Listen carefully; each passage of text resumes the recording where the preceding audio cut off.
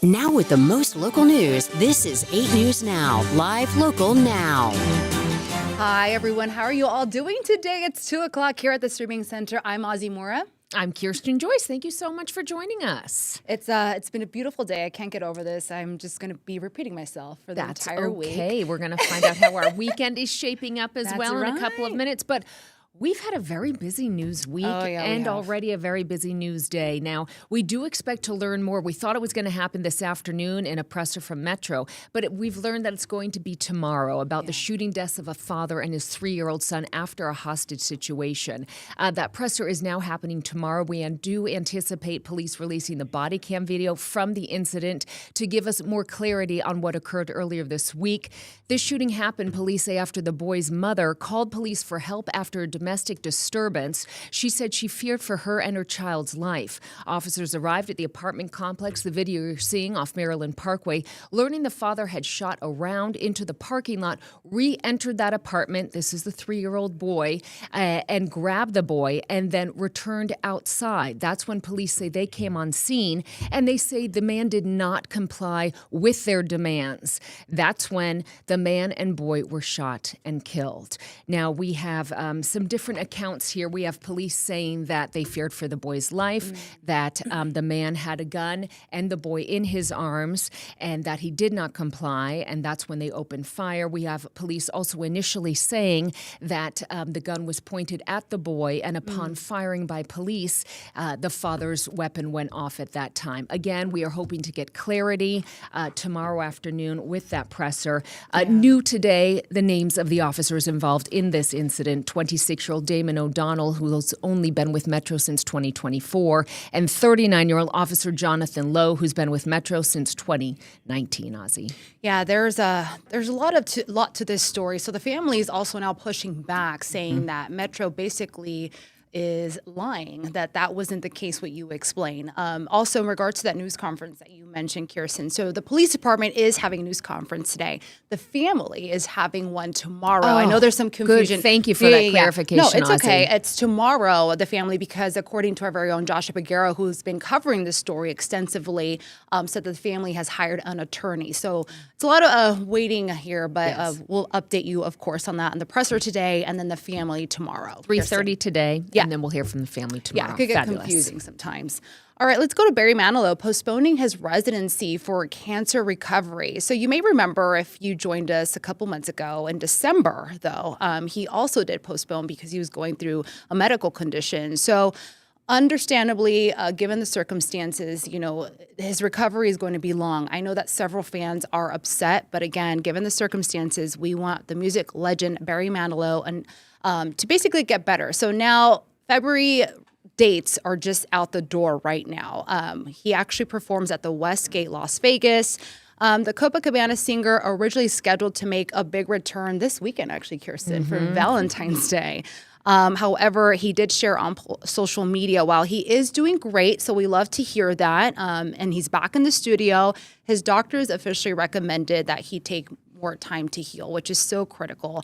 So I said this means that the shows for February 12th through the 21st now are off the book. So I did look at the website, and it did say that if you did buy a ticket, you will get a refund. So that's also good. They're always so good about that. What I loved is that he accepted an unprecedented offer for a lifetime residency at the Westgate. How amazing is that, right?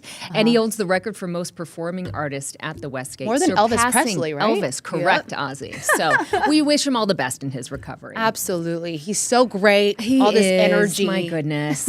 Still going strong. All right. So autonomous vehicles, we seem to update these stories every week. Tesla and Waymo are urging Congress to expedite the self-driving deployment across various states. They really want federal regulations instead of state by state, because state by state is just happening too slowly, they say. There was a hearing today on whether the government should establish these national standards and not have it be state to state. Both Tesla and Waymo have faced some increased scrutiny after some videos have surfaced with some crazy driving behavior, crashes involving school buses, a young boy being hit but walking away from that incident last week.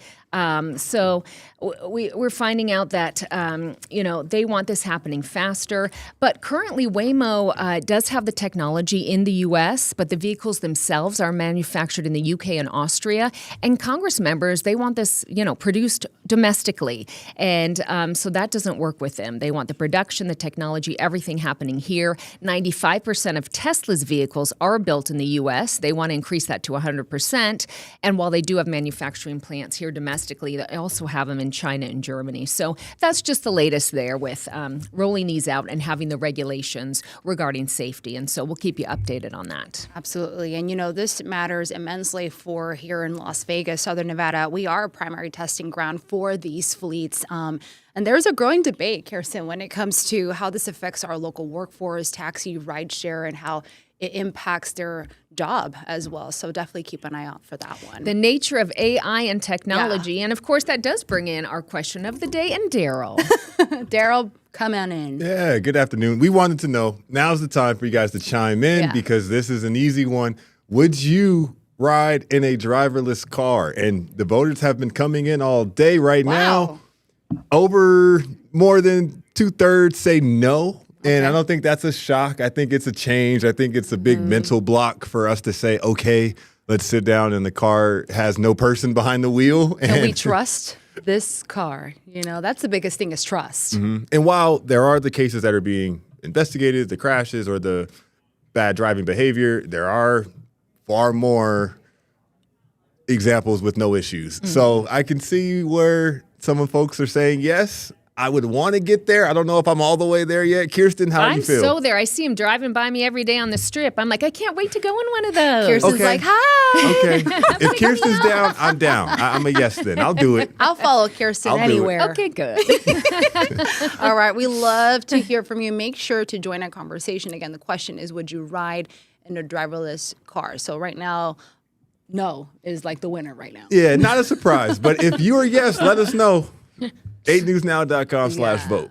All right, guys, make sure to scan that QR code. Don't go anywhere. We'll be talking to our investigator, 8 News Now investigator, Vanessa Murphy, who has been following big stories here in the Valley. She will have that for us. We are going to do a little update, though, on the latest with the search for Nancy Guthrie entering day 5. Nancy, thank you so much. Yes, and they had a huge press conference. It lasted the better part of an hour earlier today with some new information out there. If you want to start us off, Ozzy. Yes, of course. Apologies for that. So it's day 5, like you said, the search for 84 Nancy Guthrie. This is just so sad and devastating. The mother of Today's Show co-anchor, Savannah Guthrie. We heard from the Pena County Sheriff's Office today. They had a news conference earlier this morning. Me and John Langler talked about it during our 10 a.m. digital streaming. With several updates, there's a lot to unpack here. So they still do not have a suspect or a person of interest in what they are treating as a likely abduction. I know that was a big question. Who was involved? Well, they're saying they don't know. They don't have someone.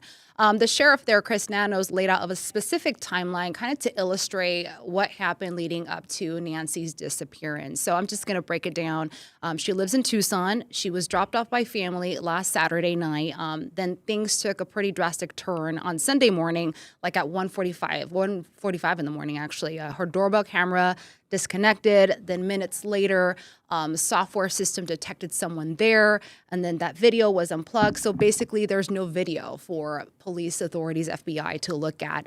Perhaps one of the most concerning parts, Kirsten, was her pacemaker and her app disconnecting from her phone. And I know the authorities also revealed something about the blood that was found in the home. Yeah, they did, and we'll get to that in just a minute. But yeah, she has some cardiac issues and she needs medication, and so they're very, very concerned.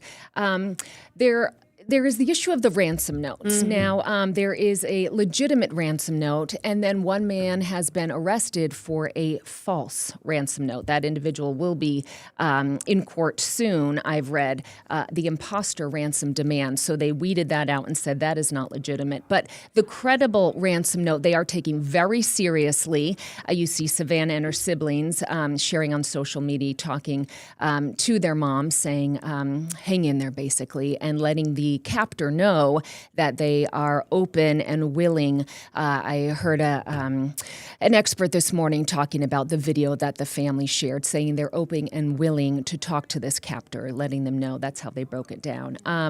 The ransom note they're taking seriously. It included a demand for money with a deadline and details about a floodlight at the home and an Apple Watch, details that let them know this individual was legitimate. The FBI also confirming what Ozzy was mentioning. Blood found outside Nancy's home does match her DNA, but say that no communication yet has been established by the captor. So this ransom note was sent with a demand for money, with a deadline, but that the family has not yet heard from that individual or individuals. $50,000 reward being offered for more information. This continues to develop on a daily, and of course, we'll break in if we get more information as soon as it becomes available. President Donald Trump also called Savannah Guthrie to let her know that everyone's behind her, all hands on deck, the FBI, sheriff, you name it, everyone is basically there when it comes to authorities. But we'll continue to update you on this story. In the meantime, now we go to break. We'll go ahead and hear from our 8 News Now investigator, Vanessa Murphy, working on a lot of stories. Stay with us.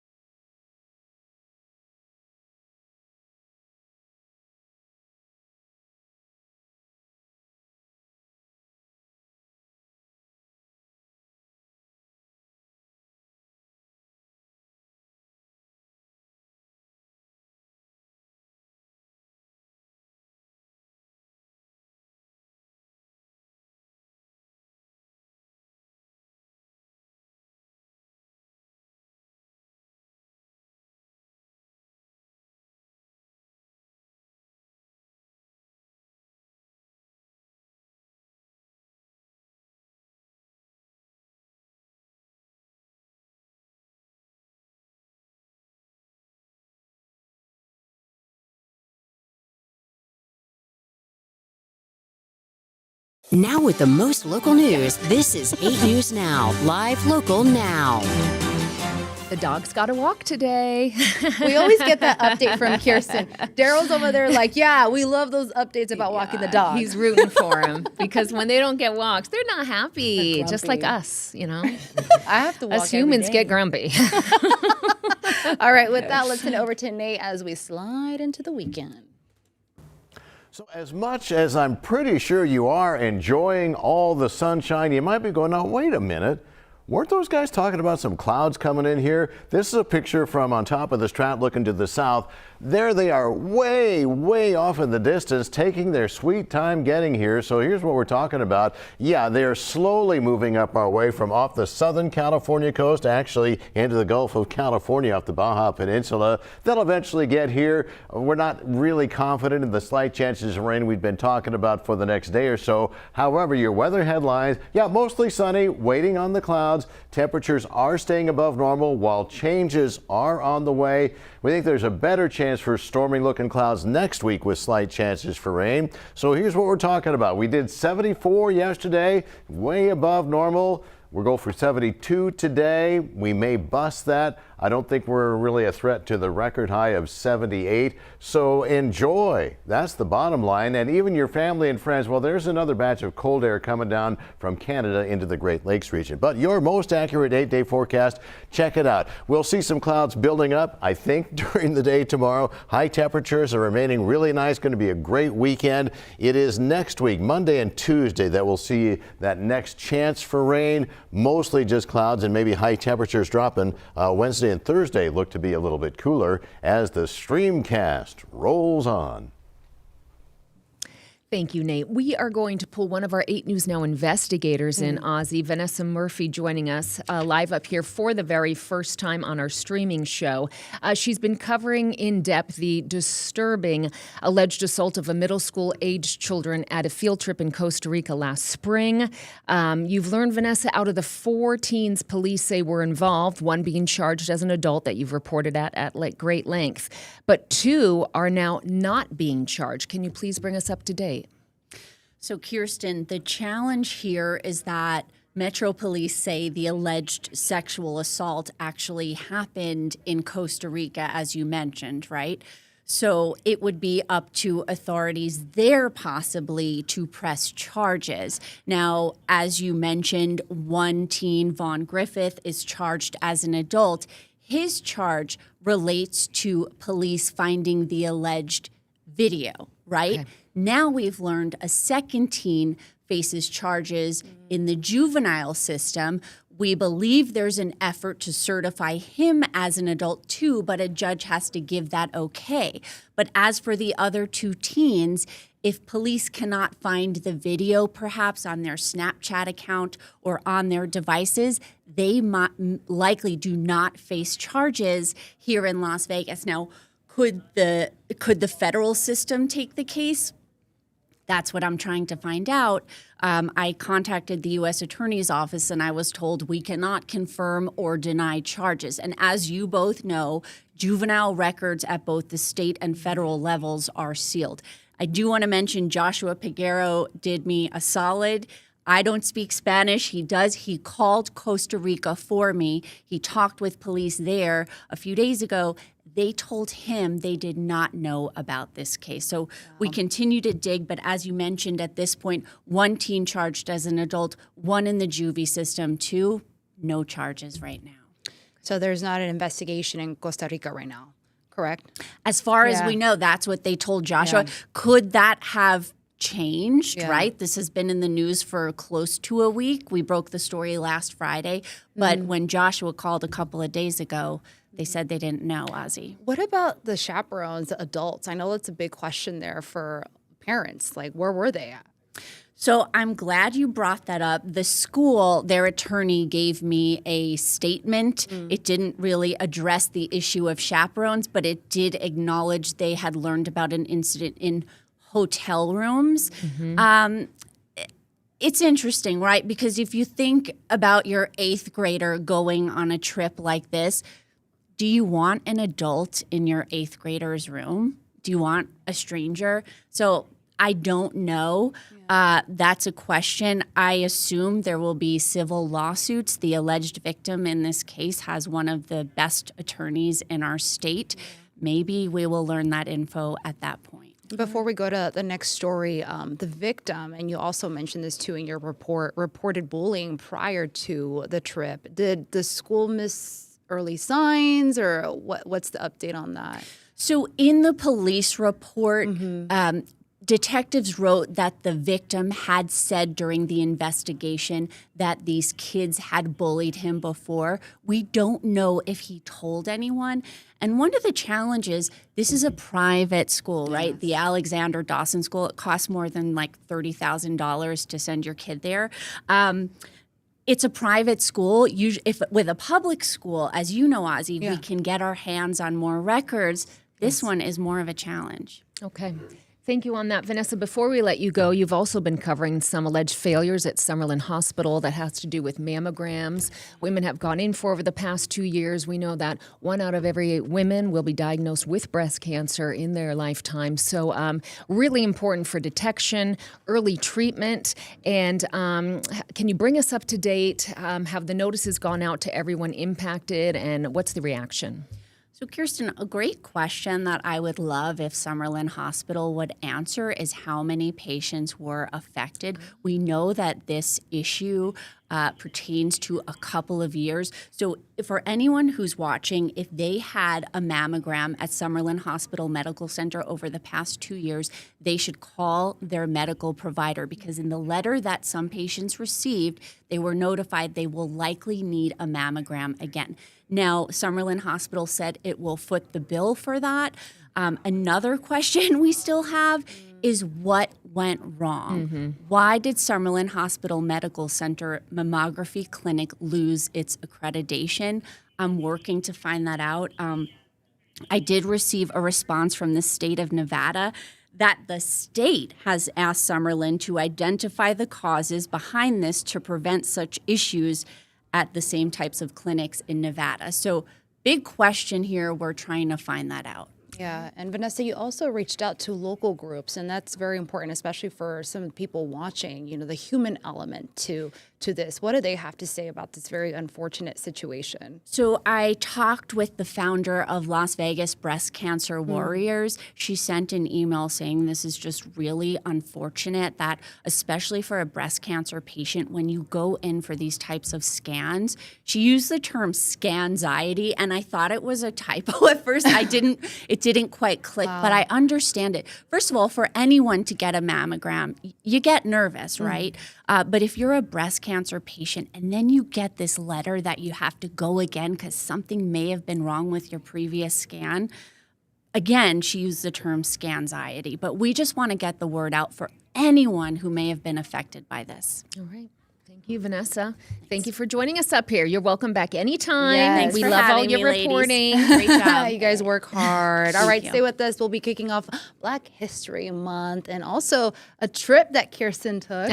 I'm so excited to learn about it. Ride Stay the with rails. us. We'll tell you more. It's reopened under a new company. Stay All with right. us.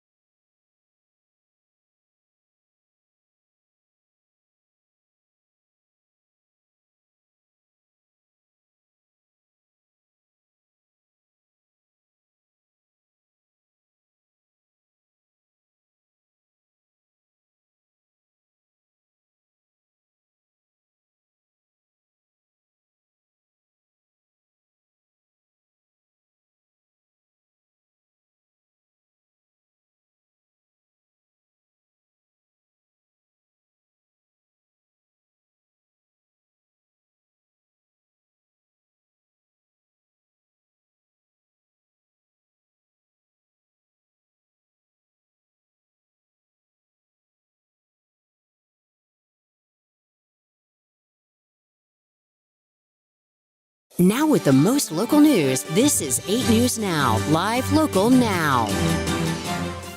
Hi, everyone. Hi. Welcome back. I'm Ozzy Mora. This is Kirsten, Joyce. Thank you so much for joining us. Hope you're doing well. Before we go to our next stories and wrap up the show, we're going to go to our question of the day and bring in Daryl if we can, if possible. There you are, Daryl. Yeah, no, and you guys have been voting, so we appreciate that. Thank you for participating. Would you ride in a driverless car? There's legislation that's being in the works at a federal and state level, and we have about 2/3 saying no, not yet. Okay. But that may change. We might have to ask this question in 6 months to see if more people have done it and there's more acceptance of this thing. But they're out and about. Definitely a patchwork of laws here to get through as well when it comes to that. All right, let's go to talk about Black History Month kickoff at the Welcome Sign. So it's a colorful start to the month here in the Valley. If you drive past Welcome to Fabulous Las Vegas, there's usually a long line to take a picture. But tonight, it's going to look a little different. At 5 p.m., the county is hosting a special ceremony to kick off Black History Month. So Clark County Commissioner William McCurdy, who's heavily involved in the community, will be leading this event, officially flipping the switch to light the iconic landmark in red, black, and green. Now, those are Pan-African colors, and they'll be glowing throughout the night to honor the history, contributions of the Black community here in Southern Nevada. And they'll also be recognizing some nonprofits here in the Valley, like it's called, I believe, 100 Committed Black Men. And then we also have a food pantry that will also be honored here. It's a church as well, Kirsten. Oh, it's so wonderful. Yeah, and when does our station's Black History Month special air? Is that coming up this soon. weekend? Do you know, Daryl? Weekend, I believe. Okay, good, super. good. And typically that's like on a Saturday at 6:30 is usually when the time is. So we've been turning great stories our reporters have on people and the history and making a real difference. Denise's aired yesterday. So again, all those stories will be featured once again in half an hour special. So we sent JC out earlier this morning and he was taking a real cool bike tour. He was in Boulder City and this is a fun excursion for families. This is video from other places that they have across the country because we know we don't see those kind of trees out here in Las Vegas. But it used to be the Ride the Rails. And I went with my family, and we went in October of 2020. And you took some fun pictures there. Nadia on the right, Mia on the left, my husband and I in the back. And of course, it was, middle of the pandemic when we thought we needed to wear our masks outside as well. But yeah, it's a lot of fun, guys. So it's back. It's under a new company, but it's the same basic principle. You go for about 8 miles round trip. It lasts about 90 minutes. It's a pretty good workout because there's a hill toward the end. And the hours are great. The scenery's cool. It's $99 for one of those bikes, and 4 people can sit in it. Fun thing to do, as I mentioned, as a family, as a couple. You can get on with some randoms. And what's cool, too, is you can also do the train, which is separate from it, guys, and that's $12 per person, $6 for kids. If you really want to ride in the train and be up in the front of the cab with the engineer, it's $40. Okay. And they're doing a little bit of remodeling out there too, and just a really cool historic place and nice way to soak up some vitamin D. Yeah, it looks relaxing and just to be out there. Because you're always driving by and you're seeing what are they doing over there on the bike. So it's fun. It's fun. Yeah. Go check it out. It's perfect if you love nature, adventure, and then a history buff as well. You Yes. get all of that with the family. All right, guys. Thank you so much for joining us. Enjoy the day, please, before a little slight cool down coming our way. I'm Ozzy Mora. I'm Kirsten Joyce. Have a good one. Bye.